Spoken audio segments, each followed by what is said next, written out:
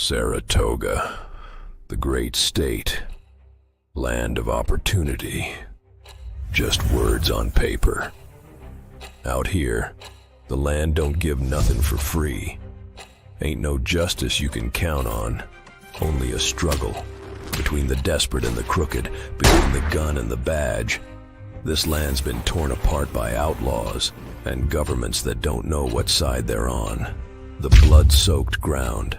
It's seen its share of bandits and killers, both with their own way of claiming power.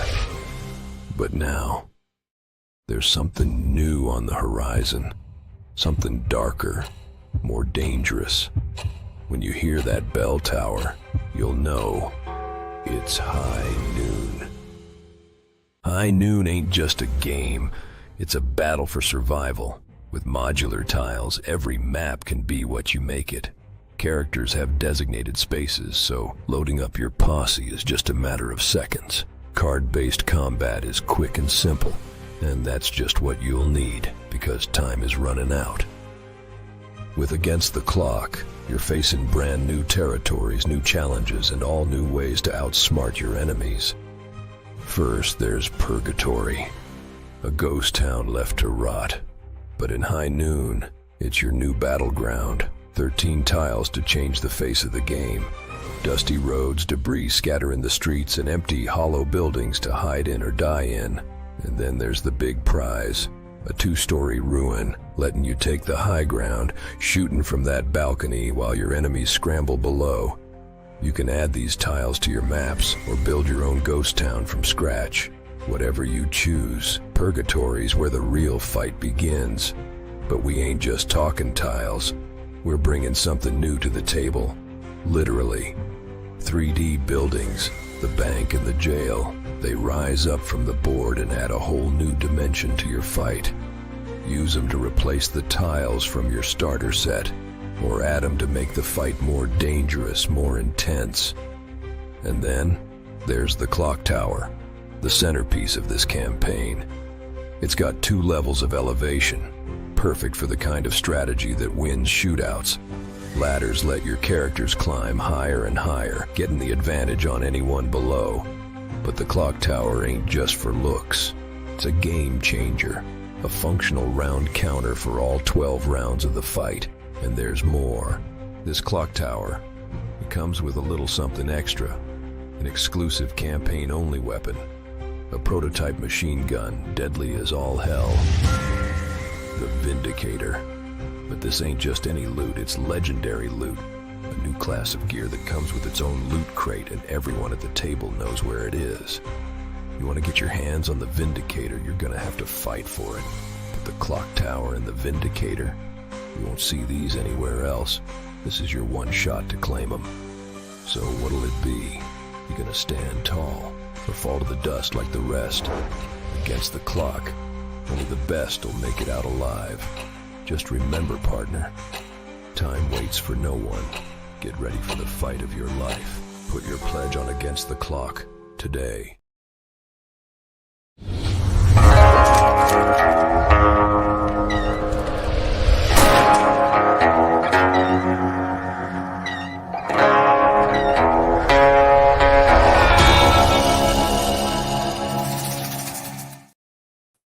Hello, hello, howdy, everybody. Thanks for tuning in. This is a special kind of High Noon Live. Today we're doing a creator publisher spotlight, and I'll explain a little bit about that in a second, but I want to do a little bit of housekeeping. We are sitting at, let me see here. Oh, I cannot share the screen. I can't share the screen because I'm already sharing the screen for something else special for you guys. Amateur rookie mistake. Won't happen again. But we are sitting about 34,000 in pledges, and we are steadily climbing toward our funding goal. If you go to the, you know what? I'll just show it later. I'm gonna bring in our special guest here. But you may be asking, like, what is this all about? What does this have to do with High Noon? Nothing and everything. So a lot of you have been asking, you know, like, why? How is nobody talking about this? How's nobody talking about the campaign? And I told you, nobody's talking about this kind of campaign because we're little guys. We don't get the attention of the big boys. You know, we're not a known commodity yet. So what I decided to do was start a little kind of publishers alliance, so to speak, and it's kind of a platform where I'm using my platform to amplify the voices of other creators. Because my thought is, and my hope is, that if more of us, smaller publishers, can get out there and start amplifying each other, then, rising tide, we raise all ships. Now, that said, the views and opinions expressed here by your humble host are not reflected by the views and opinions expressed by anybody else. So that said, I'm going to bring our totally independent guest and guest creator, Joey Vigil, in the house. Joey, you ready? I'm just going to make sure you're ready. Give me a thumbs up if you're good to go. You good to go? All right, I see the thumbs up. Here we go. Joey's in the house, everybody. Joey's in the house. How you doing, brother? Hey. Yeah, sorry if I'm not prepared. I launched the Kickstarter today. So I just launched a Kickstarter for Gorbinos Quest. That was like 3 hours ago, and I've just been sending out messages. Yeah, thanks for not telling me. Thanks for not telling me, because I was looking at it when you sent me the link earlier yesterday or whatever it was. I was like, ooh, I'm going to get an early bird. I'm going to pledge on this and get an early bird. And then when you sent me later today, when you sent me the YouTube link, it's like, it's live. And I was like, it wasn't live earlier. But I was able to get my early bird pledge in. So I'm in. No, it's all good. We don't do preparations here. We don't do that. That video is excellent, by the way. You can tell you made video. You can tell it's like what you used to do. Thank you. Yeah, I was telling you about that. Yeah, I was. We were having a little pre-show, everybody, and I was explaining my my colorful journey through the film industry, which is basically non-existent at all. As a producer, I tell people, like, being a film producer is basically just having problems put in front of you and then solving the problems. And so when I was producing some features that weren't mine, I just came on as a producer. The person who had hired all the crew would eventually quit. And because I was the producer, I'd have to like take on all the roles. So I eventually became like an editor, a visual effects supervisor, like a sound designer. Is that what a producer is? What is a producer's job?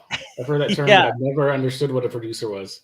So a producer is the thankless role behind the film that makes the film happen. So like if the movie's great, it's the actor. The actor gets the credit. If the movie sucks, the director gets the credit. Meanwhile, the producer's in the background, like, you know what? It's okay, whatever. But yeah, we that's basically what we do. We generally, we're the ones in charge of hiring, and then we basically make sure that everything gets done. Yeah. But in the indie world, what usually happens is the director will have an idea, they'll hire their friends, and then they'll find a producer. And if the producer's dumb enough to step on board, then shame on them, which was me. I was dumb enough to step on board films that weren't mine. But in the process of doing this, I learned a lot of skills. So thank you very much for that. But we're here to talk about you, Joey. Okay, don't try to turn the tables on us. All right, this is you. So Joey, you have a campaign coming out. And it's called, as you said, it's called Gorbinos Quest. Now, I had a little typo in this title. There's an apostrophe at Gorbinos. It's not a Gorbinos multiple. It's a Gorbinos ownership. Gorbino owns this quest. Yes, it's Quest. Yes. Yeah. So I have a video actually here that you sent me, so I can free up my screen for doing other things. So let's add this here. Let me go ahead and add this to the stage. So this is the thing. I'll remove our pretty heads here. So here we go, everybody. This fantasy game that will take you on a journey is Gorbino's Quest. The old King Gorbino is dying and looking for an heir to his kingdom. Your goal is to embark on his quest and prove you are worthy. Before you venture out on your journey, you'll start with 6 cards. Every turn, you'll do 2 things. You'll choose one of your cards and then play it. These cards will determine the path on your quest. You might find some treasure and loot it, build up this kingdom, and fight for its people. Or just be evil and attack the others that want your throne. Now, everybody does have a card that will let them rest and reset their hand, so you can loot, build, or steal as much as you want. But the best part about Gorbinos Quest isn't the cards you start with. It's the ones from the technology line. As you venture on your journey, you can purchase new cards to put in your hand, letting you dictate how you take on Gorbino's quest. Now, once all the technology cards run out, the quest will be over. You'll get points for your coins, cities, and the different types of cards you had. Whoever has the most. Oh, I guess it's over. I guess that's done. All right. So did it end there? What happened? It goes longer. Maybe continue. No, it doesn't. Really? That one doesn't. Oh wait. Did you send me the wrong one? That's That's all right. We're doing this live. We're doing this live. Do you have a? We're doing it live. Yeah, we're doing it live. I can show the campaign page, and we'll just do that because it's on the campaign page. And by the way, everybody, this is a live stream, so I see you guys watching. If you have any thoughts, comments, whatever, join the conversation. This is what this is. This is for Joey too. This stream is for people to get to know you. Get not just your game. This is not just a sales pitch for the game. This is a sales pitch for the whole package. So there's things I'd love to know about your story, and I'll drive that. But if anybody has any conversations, they can just contribute, jump in. Sky's the limit, but keep it work safe. So we have the campaign is right here, right? This is it. This is the campaign. Yeah. Okay. There's my window. All right. Ooh, okay. So, damn, look at that. You're sitting at so you have a $2,000. You have a $2,000 goal. You're already a quarter of the way there. Congratulations, and you just joined. You just launched. Let's see if we can do it this way. Let's see if we can show the video on this thing here. Let me do that. Okay. We're gonna try. There's no music in the background. There's no music on this one. Yeah, but I guess it's still good. Okay, we'll see. All right, here we go. Too bad it's horizontal, or this video is vertical. But it's What's fine. that? What's that? Oh, too bad it's vertical and not horizontal. I was saying. No, it's good because this is good for phones, right? Like you can share Yes, this. exactly. Yeah. I get what you were doing. I picked up what you were putting down.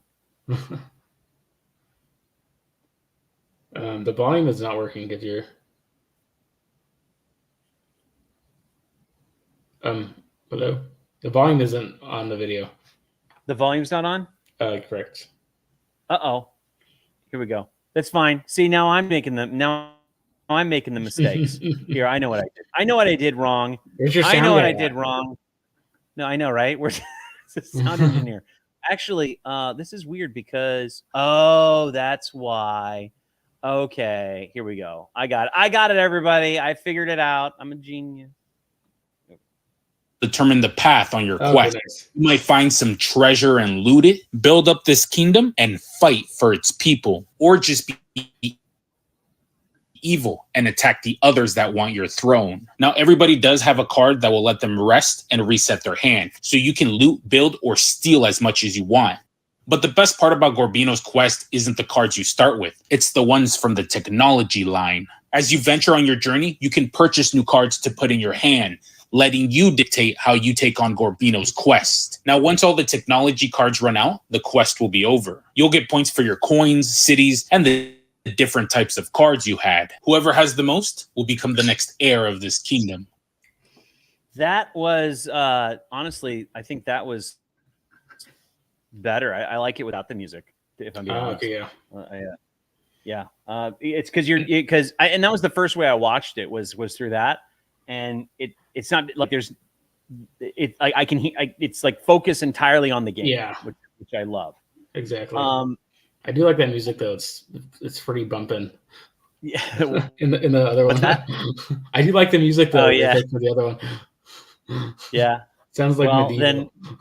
Then we just need to figure out. We just need to give the uploader 1,000 lashes until they get the right video up, so it shows the whole video. So you do that. And there's a second video. I had a couple. Too, if you'd be really? In watching that. If Yeah. you scroll down, there's that? if you scroll down to the what is it, to reviews. Okay. There's the Scroll Board in. and Shield link. Look at you. Look at all this content. My God. Oh yeah. You weren't kidding. You weren't kidding. Oh, right here. Is this it? No, that's one we already watched. Just down a little, watched. and then there's a link. Oh wait, go up. It's right under the first video. Oh, it was under the first video? Yeah, but it's just a link. Right here? Your link right there? Yeah. Okay. I spent this morning trying. Gorbino's Quest. Gorbino's Quest is a year-style building. Getting the YouTube video, but there's no YouTube video. So I can't maximize this. So this I'll just do this. I guess it's fine. That's it. This is fine. This is fine. All right, here we go, everybody. Filled with card-driven action selection, resource management and production, area control, and tag-based endgame scoring. You'll be taking on the role of a contender for the throne, trying to unite the deceased king's land with the society. Once the technology deck has run out, players will tally up their VP, and whoever has the most points wins. Turning Gorbino's Quest is pretty simple. You play one of these cards out from your hand, carry out its action, and then the next player goes. So let's talk about what some of these cards can do. Loan allows a player to gain 10 coins or trade income for additional coins. The trade card allows you to buy or sell up to 2 resources of any type in any quantity. The build action allows you to place a city on a token adjacent to one of your cities, paying its cost. Development allows you to purchase up to 2 technology cards, putting those cards into your hand. Production allows you to choose a province and gain resources from all cities you own there. And finally, the rest actions, which allows you to take the top 5 cards from your discard pile and add it back to your hand. The rest Both videos they said it's rest. There's no rest. Really strong card in the marketplace for a pretty powerful turn. At the end of the game, sort all your tech cards by tags and use that to determine the multiplier for each scoring card. And that's Gorbino's Quest. Check out the Kickstarter campaign that's live right now. Okay, bye. Okay, bye. I like that. I like that video because he breaks it down pretty well. How did you find these guys? Just Instagram, just people with a lot of followers. Nice. All right, so let's go through this campaign and a couple questions I have for you. First of all, is this something like how long have you been making board games? Just, the past year I've been making board games. This is actually maybe like 5 or 6 years ago I started making a board game, but it did not work at all. It just went like there was no way to fix that game. You're like, I got it now, guys. I have it. Here we go, guys. Trust me, bro. I've got it this time. Is that kind of what? Yeah. One day you have an epiphany, and you're like, oh wait, that's how you make board games. That's how they do it. So I was doing just a quick review of this. When I was watching the video, I was looking at the campaign page, and have you ever played the game Lords of Hellas? No. So Lords of Hellas it has like it's a map, big map, and I mean there's a lot of elements to it. It's like Risk and other things, but you have like a hero. It's like a ancient Greek times, but it's like what if they were actually aliens? And the one of the things the heroes can do is they can go on quests. There's like this quest line at the top, and so. Not that this is anything like that, but the table presence gave me like an impression like that. I like how there's a lot of things going on. It's almost like a big open world. Is that kind of how the game plays? Is like an open world game, or yes. Or is it like Catan? But you don't have characters. I don't know if I picked the right name, Gorbino's Quest, because you're not. So the story of the game is the king is dying. And on his like dying breath, he puts out these quests, and whoever accomplishes them becomes the new king. So everyone's trying to build cities and that seems like a legitimate way to make king. It's what? That's how kings. I said that sounds like a legitimate way to anoint a king. Yes. Sorry. Go ahead. So whoever has like the most prosperous kingdom, that's the new king. I mean, that's the most qualified person. So are you guys are basically like lords of this realm of Gorbino's realm? Yes. What is the significance of Gorbino? Like the name. So yeah. So there's this game. It's called Cruelty Squad, and it's this like I was wondering. I was wondering if it was Cruelty Squad. Okay, go ahead. Sorry, go ahead. yeah. And I watched, Video Game Donkey. He made a video about Cruelty Squad, and in it he's like, oh, he saw the game. He's like, oh, Gorbino's Quest. He made a joke about it, and so I emailed the guy who made Cruelty Squad, and I was like, can I use this name? And he said, yeah. So it really has nothing to do with Cruelty Squad, but besides the name. But so when I was looking into this game and I was trying to find a YouTube video for it, that was like the rabbit hole that I went down, that trippy rabbit hole, where it was like every video I was looking at looked like an acid trip. Some video game called Cruelty Squad, and is that was it Tom Clancy? Is that a Tom Clancy game? No. Like, no? I think it's kind of like based on it, but it's some indie developer. His name is Vialcario. Okay. His company's Consumer Soft Products. So this is this title is like an inside joke of an inside joke. Like it's like yes. Yeah, it's very meta. I like I like the map. This map, the map looks like it's massive. Like what's the size of this map? Oh yeah, it is pretty big. It's probably like 3 foot by 4 foot. Or maybe not, let me look up the size. It's okay. It doesn't have to be exact. You don't have to do that. But yeah, maybe like 2.5 feet by like 3 feet. Maybe sounds right. Wow, and I like I like that all the towers are making faces. Oh yeah, it's a cool. So what So I drew the original map. I drew it with like pen and ink, and I sent it to the artist to like color it, but he did like a much better job than that. He ended up like redrawing most of it. Like you can still kind of see some of my original pen marks, I guess. Like this little sliver right there, this little line. Is that yours? Did you do that? Yeah. There it is, everybody. That's my little hill. There's his Picasso right there. Yeah, like the little hobbit hole, and if anything looks 2D, that's what I drew. But anything that looks 3D, it's like his reimagining of it. I guess it looks much better. Well, speaking of the artist, I really love I love this like oil painting, this watercolor. Oh yeah, that's you did.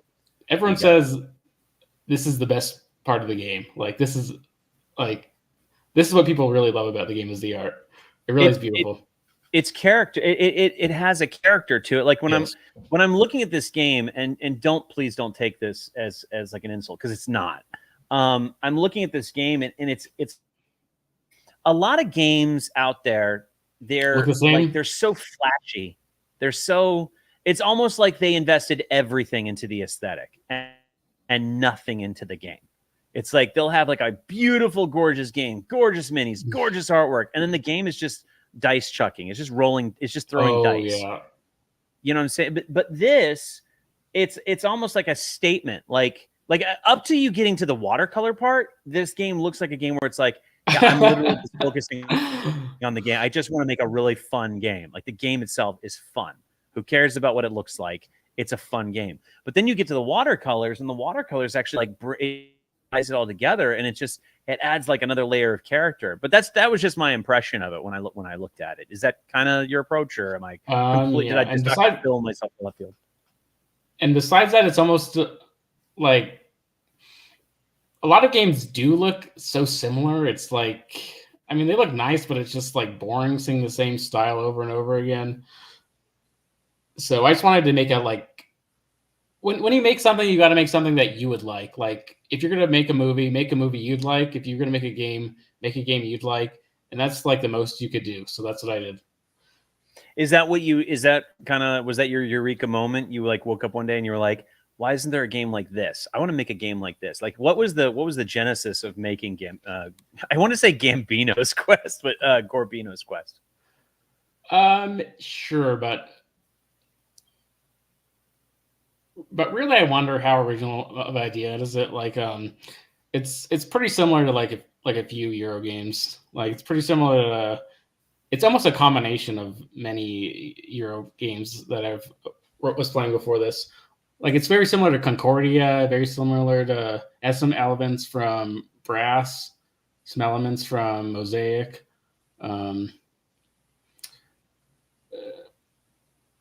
What made you to do it then? If it like what was the kickoff for you to be like, I'm gonna make this game?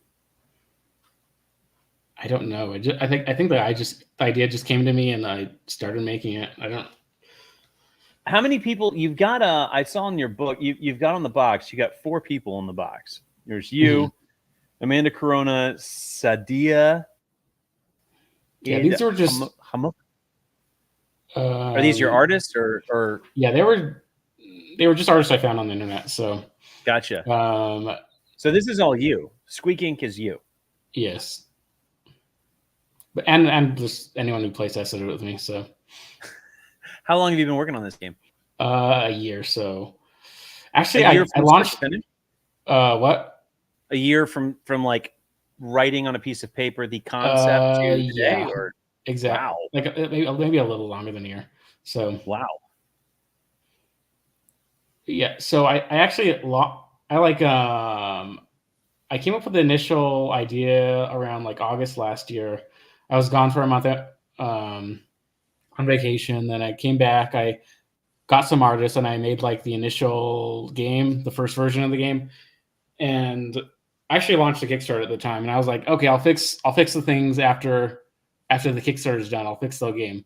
Like, even though I've hardly play tested it, like it's not done. So this Kickstarter, I think I raised like 800 or whatever. It didn't reach its goal, and I put like some huge goal too. I was like, so if I would need, I think I put the goal at like 40,000 or something insane. Like, because this was my first time launching a Kickstarter. This was a year ago, by the way. Okay. So got to like 800 or whatever. I don't know.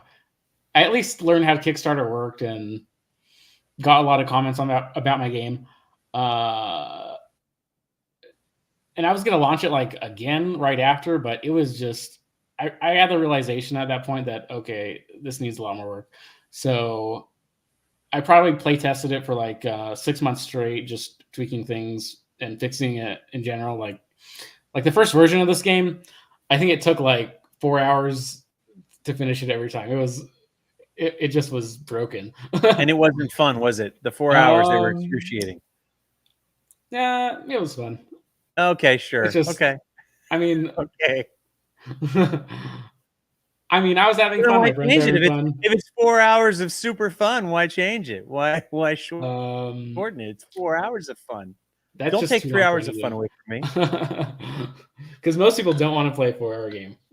Yeah, no kidding. No, when I first did High Noon, like the very first iteration of High Noon, it was 9 hours and it was grueling. There was not a single fun second in it. It was insane. Like I wanted to quit at that moment. But you know, we persevere, and then you polish it up, and now you have from 4 hours down to, it says on here, it says an hour.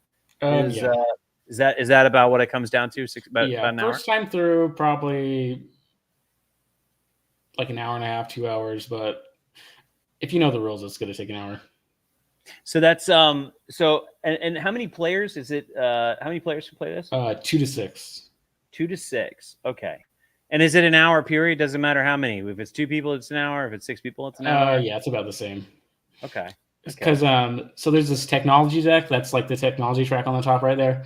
That's kind of like the built-in timer for the game. Gotcha. So people are buying those cards, but also at the end of each round, one of those cards slides off. So it's almost like an hourglass going on from the very beginning. And once that deck runs out and that track runs out, the game is over. Gotcha. How many hours have you play tested this? I'm sure at least 100. Okay. Over 100. I don't know. Probably.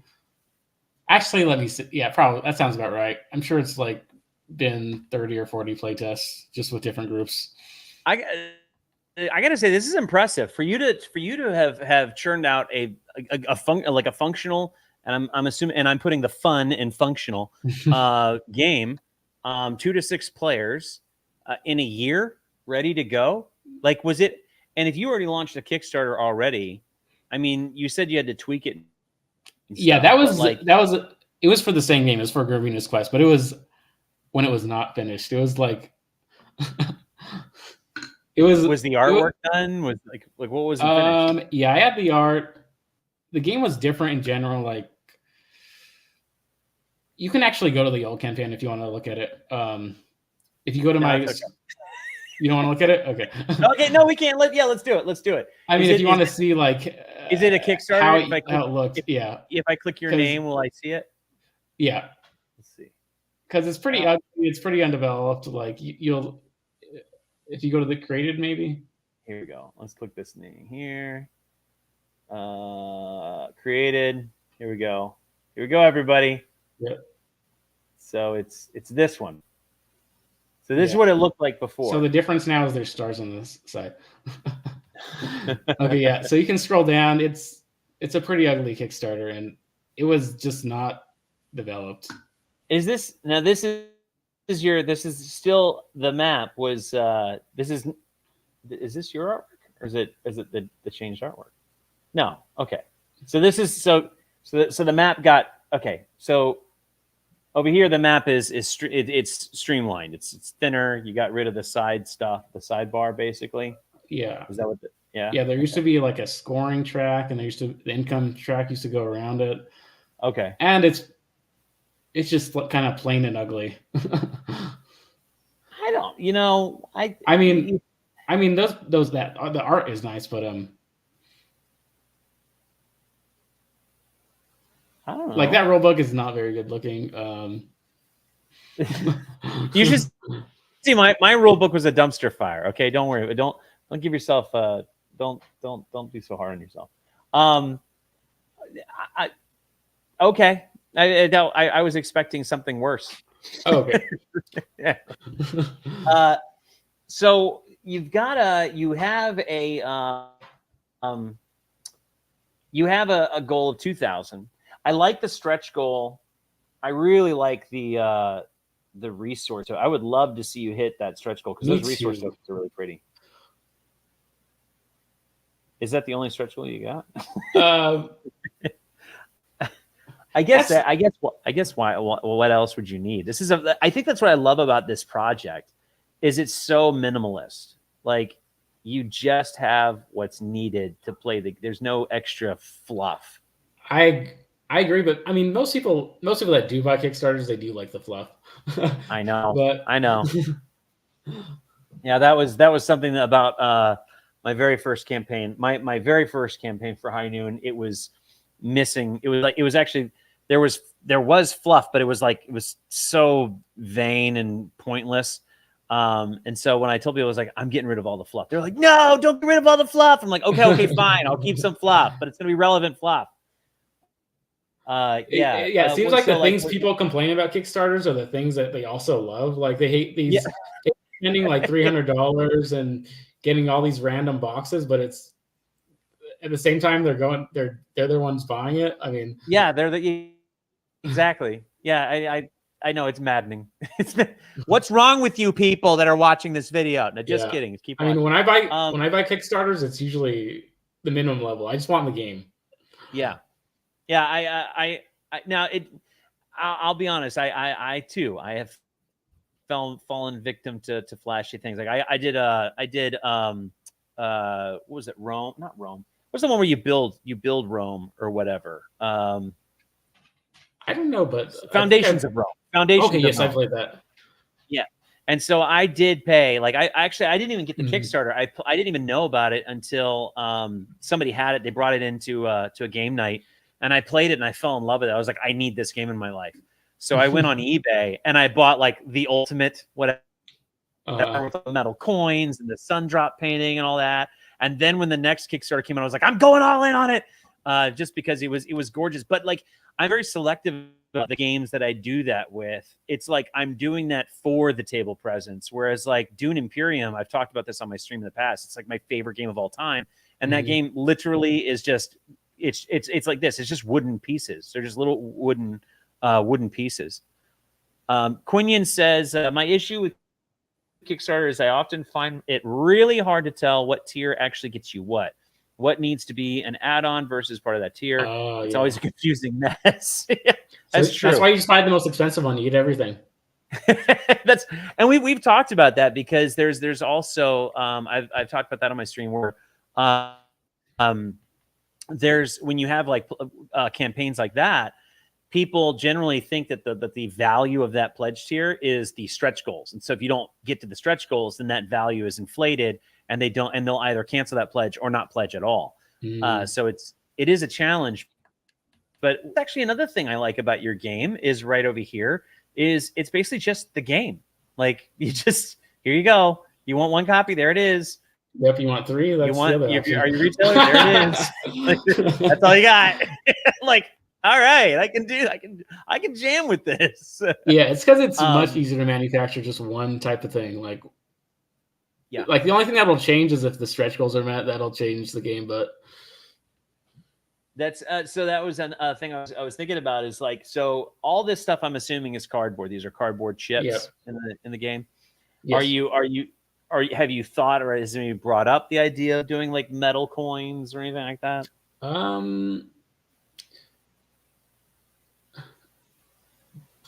mean, I've thought of it. Everyone thinks about metal coins. Metal coins are amazing, but I actually haven't even looked into the price of them. I don't know. I do love metal coins. I would.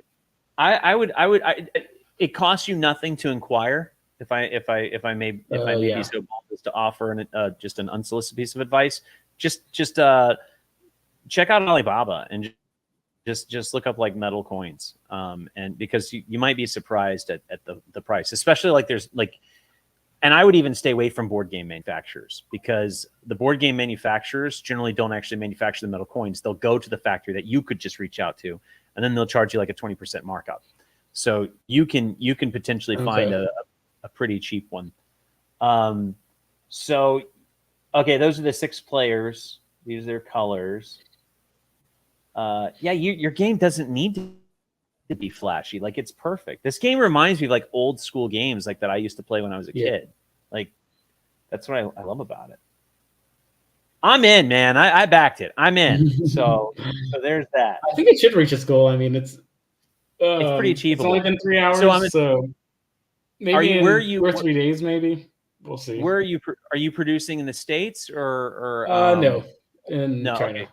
Yeah, I'm using Magicraft. Gotcha. So I'm assuming they don't have an MOQ? They do. It's 500. Okay. Gotcha. So actually someone told me they might go to 250 even.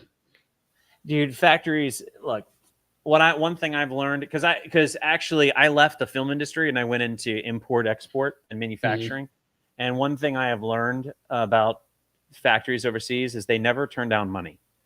Like they'll tell you this is the requirement, but if you go, yeah, I can't do that, but I do have this bank account with this money in it that could be your money if you do this. Then they're like, oh, okay, and they may charge you a premium, but okay. So you're budgeted. Like you're like, okay, for $2,000 I can produce what I need, and then you obviously you've got the shipping handled. How did you calculate the shipping, if I may ask? I went on, so Kickstarter has like some shipping thing that they use, and I just looked up every country.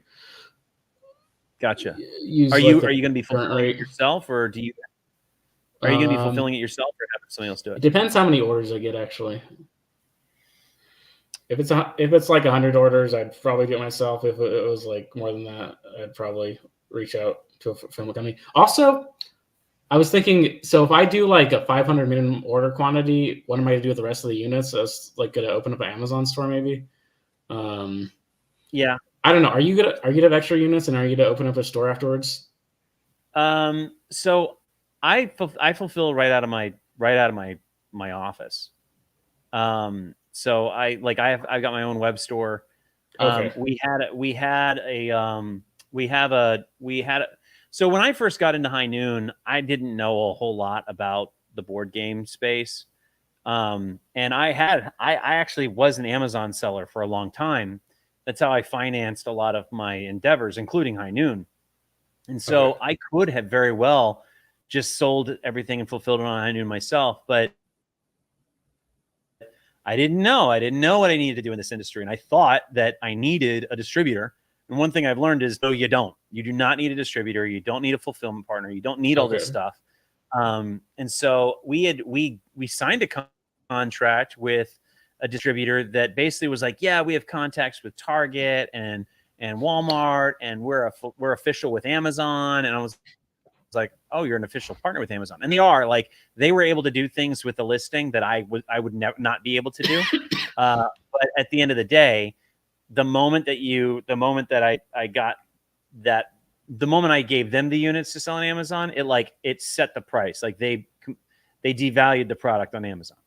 And at that point I was like, you know what? I'm not going to put it on Amazon, because then what happens is anybody else can list on there, and you can register your brand and then go after those people and knock them off the listing.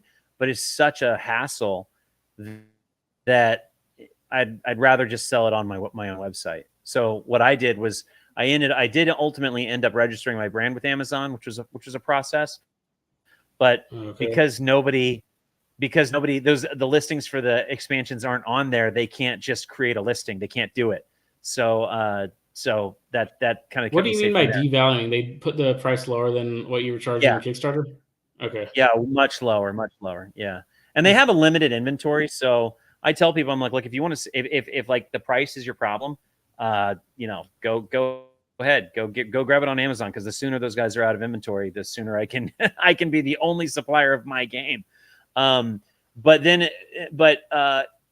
what you run into is the fulfillment fee. So Amazon takes 15% as a referral, and then they charge you the shipping and handling, and then they have like a 90-day no questions asked return policy, where customer can literally like run your game over with their car and then send it back, and Amazon will say customer damaged, but they'll still refund the customer out of your money. They'll still take your money and refund them. So I would veer away from them as much as possible until you get like a major publishing deal where somebody's like, here, I'm going to buy 100,000 units of your game, and I'm going to sell it wherever I want, but here's your check.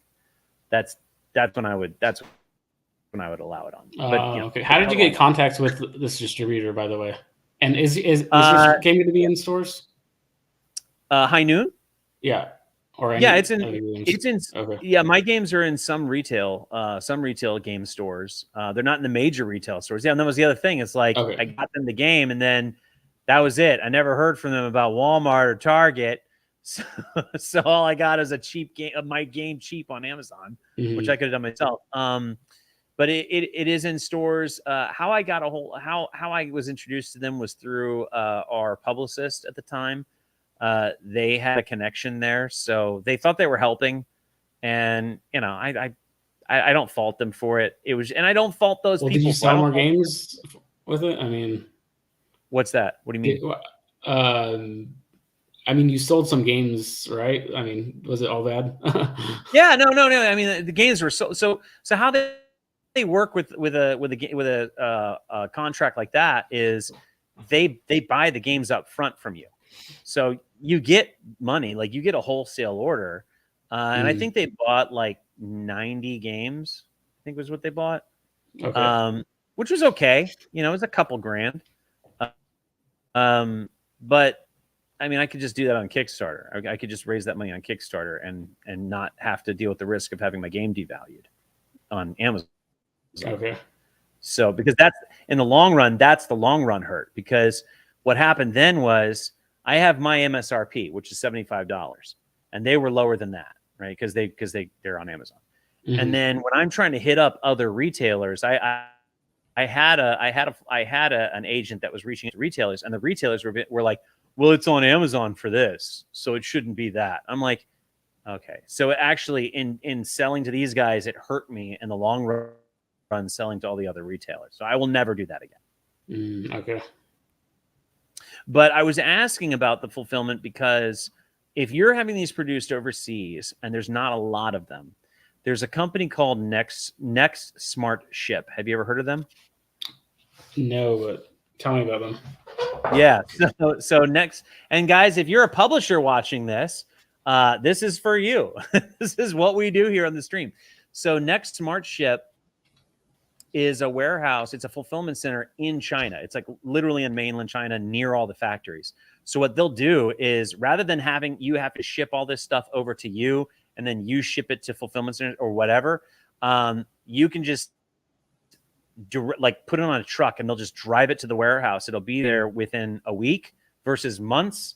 And then from there, you get a back office platform. Like you load up everything. They give you a person, like an agent that works with you one-on-one, and they like onboard you into their system. From there, you'll have like a little back office. You log into Next Smart Ship with your account, and you'll have a little back office where you can create all your orders. And one of the first things you can do during fulfillment is you can export your backer list and you can upload it to Next Smart Ship. And they already work with all of they're already very well aware, like familiar with Kickstarter, GameFound, all that. So they'll help you import all that stuff into their system, and then they just fulfill everything. And their rates, like their rates for Europe and like especially everything, you know, that side of the ocean, are very competitive. And I've had sometimes I've had to ship, like fulfill stuff to the US from their warehouse because I just didn't have the thing in stock. And even then, like I was expecting to pay out the nose, but it was like, I was like, oh, like that was cheap. Like it was pretty relatively inexpensive. So, if you end up having a lot of European backers, especially, or anybody overseas, I would recommend, just use Next Smart Ship for them, all your international stuff, because they're very affordable. Would you send some of the do they have fulfillment warehouses in the US and in Europe?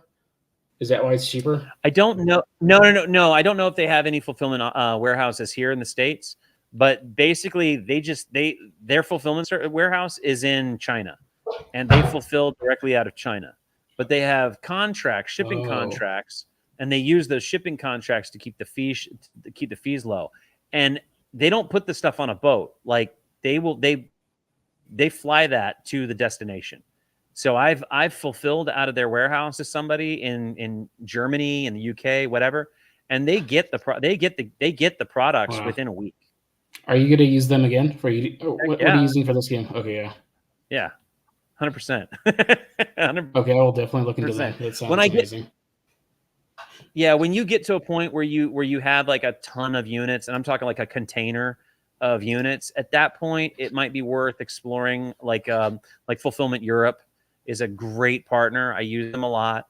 But I mean, at your size, I think you're better suited using Next Smart Ship. So there you go. And I think you could even keep. I think you can keep these rates. I think these rates will pretty much be around where they are, if not cheaper, for these guys. Okay. So what do you? What's the turnaround time? What's the production window they're telling you?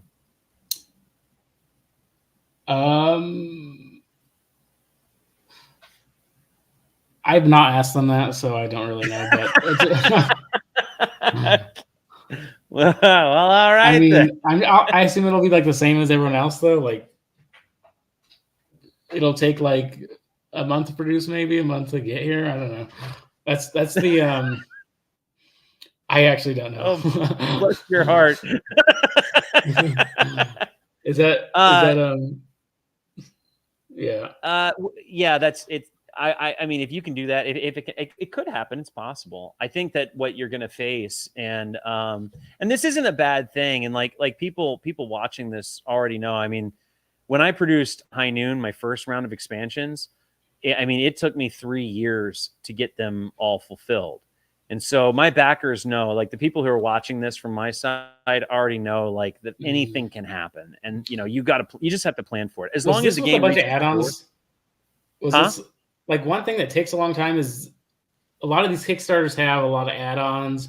Every order is a little different. This one gets this box plus this box plus this box, so it makes it a little more complicated.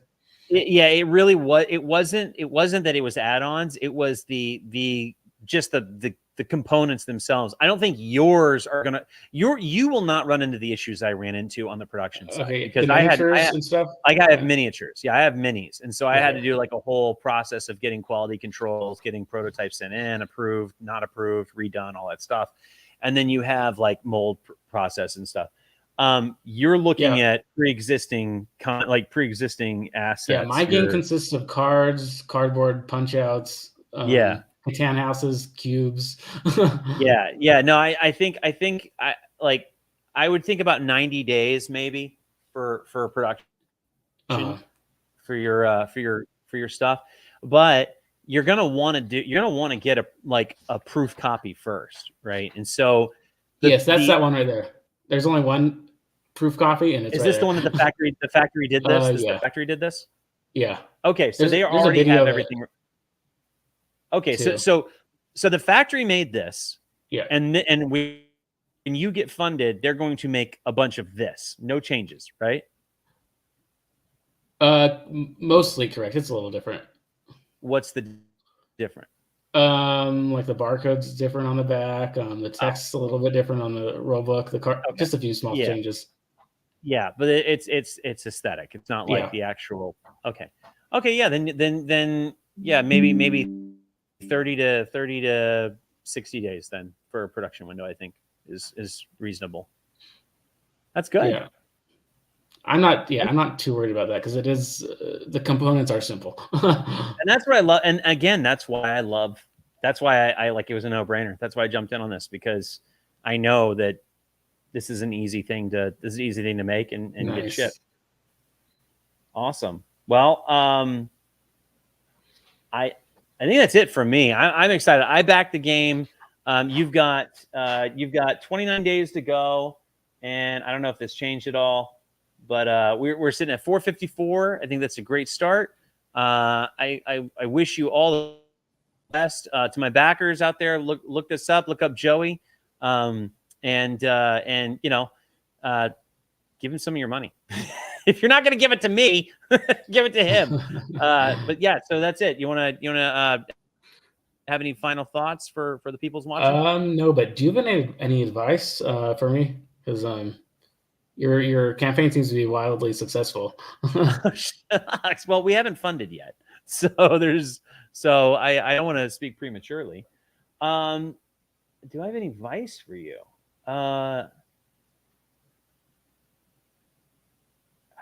Man, how did you get your a lot of your followers? Maybe doing things like this, I guess. Yeah, well, I've been cultivating my audience for now something like 5 years.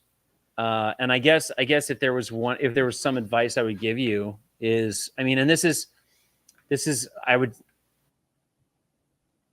it's a term I use with my own people. It's ride or die.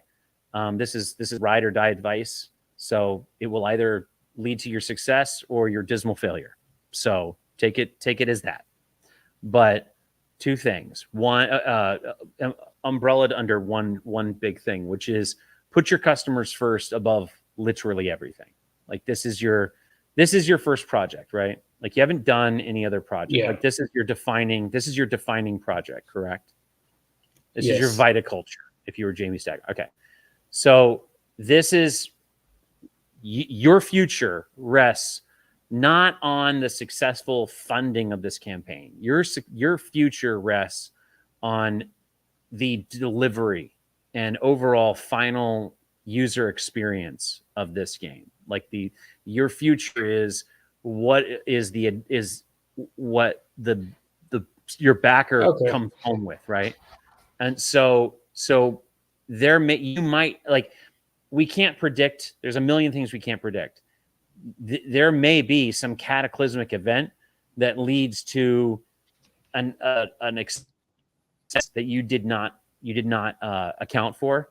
I implore you, do not pass that on to your backers. Find any way that you can to pay that yourself. Figure out how you can, take that on you, and make sure that your backers get everything that they pledged. Like, do not let them down.